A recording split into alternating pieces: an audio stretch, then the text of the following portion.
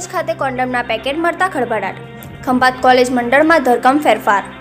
સંયુક્ત charity કમિશનરના order બાદ રાજુભાઈ રાવનો કબજો, મંડળમાં ખળભળાટ, ચોંકાવનારા આક્ષેપો સામે આવ્યા. ખંભાતના શૈક્ષણિક ક્ષેત્રમાં મોટો ઉથલપાથલ સર્જાયો છે. શ્રી ખંભાત તાલુકા સાર્વજનિક કેળવણી મંડળના ટ્રસ્ટી મંડળમાં સંયુક્ત ચેરિટી કમિશનરના આદેશ બાદ રાજુભાઈ રાવ અને તેમના વંશજોએ મંડળ પર કબજો કરી લીધો છે. પાછલા 15 વર્ષથી મંડળનું વહીવટ સંભાળતા ડોક્ટર બંકિમચંદ્ર વ્યાસની ખુરશી છીનવાઈ ગયાની માહિતી સામે આવી છે. સંયુક્ત ચેરિટી કોર્ટના ઓર્ડર બાદ રાજુભાઈ રાવ મંડળનો વહીવટ સંભાળતા કોલેજ મંડળમાં ધરખમ ફેરફારથી ગડબડાટ મચી ગયો છે. જૂના પ્રમુખ જયંતિભાઈ પટેલ જણાવ્યું કે અમે કાયદાકીય લડત આપીશું અને કોર્ટને નિર્ણય કરશે તે સ્વીકારી લઈશું. બીજી તરફ રાજુભાઈ રાવે ગંભીર આક્ષેપો કર્યા છે કે શૈક્ષણિક મંડળમાંથી કોન્ડમ મળ્યા અને છેલ્લા 6 મહિનામાં ડોક્ટર બંકિમચંદ્ર વ્યાસના વ્યક્તિગત ખાતામાં કરોડો રૂપિયાની કેશ એન્ટ્રી થઈ છે. તદઉપરાંત મહિલા સ્ટાફના પર્સનલ એકાઉન્ટમાં પણ લાખો રૂપિયાની રકમ ભરાઈ હોવાના પુરાવા મળ્યા હોવાનો આક્ષેપ કરવામાં આવ્યો છે. રાજુભાઈ રાવે પણ દાવો કર્યો છે કે સંસ્થાના રિનોવેશન રેકોર્ડમાં કોમ્પ્યુટર દ્વારા એડિટિંગ કરીને વિદેશથી દાન ઉઘરાવવામાં આવ્યા હતા. આ આખી ઘટના બાદ ખંભાતના શૈક્ષણિક વર્તુળમાં ભારે ચકચાર મચી ગઈ છે અને હવે સૌની નજર કાયદાકીય કાર્યવાહી પર છે. વર્ષો વર્ષ જોતા જઈએ તો 7 કરોડ, 7.5 કરોડ, 8 કરોડની ઉપર સુધી રકમ જાય છે.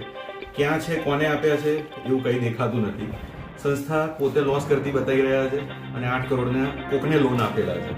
એવી અમને કેશ રિસીટો પણ મળી કે જે કેશ વિથડ્રો થયા છે. અમે સ્ટેટમેન્ટ ચેક કર્યા તો રેગ્યુલર ચેકથી 5,000, 7,000, 8,000 એવા કેશ વિથડ્રો થયા છે અને બધા જ એમના ખાતાઓમાં ભરાતા ગયા છે.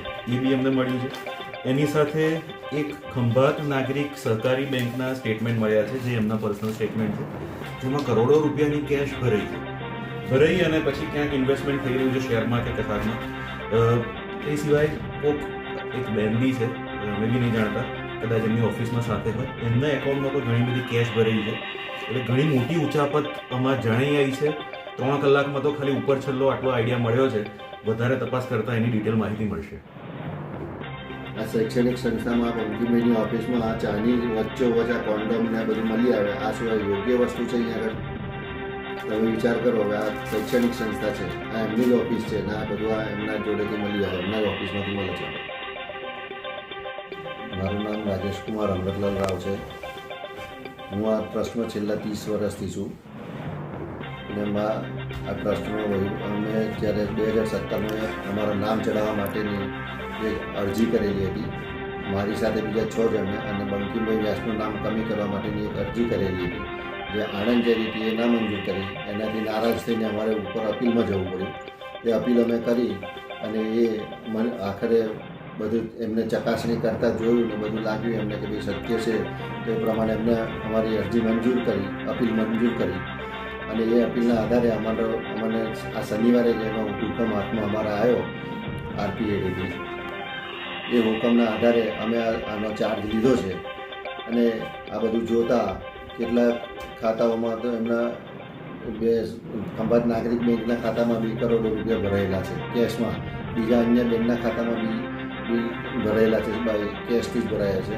આ એના બેંક સ્ટેટમેન્ટ જોતાં એવું દેખાય છે કે ભાઈ લોન એડવાન્સીસ કેટલા લોકોના 8 કરોડ રૂપિયા ઉપરનું તો લોન એને એડવાન્સીસ કરેલું છે. કોને કર્યા છે એ બધું હજી અમારે તપાસ કરવાનું બાકી છે.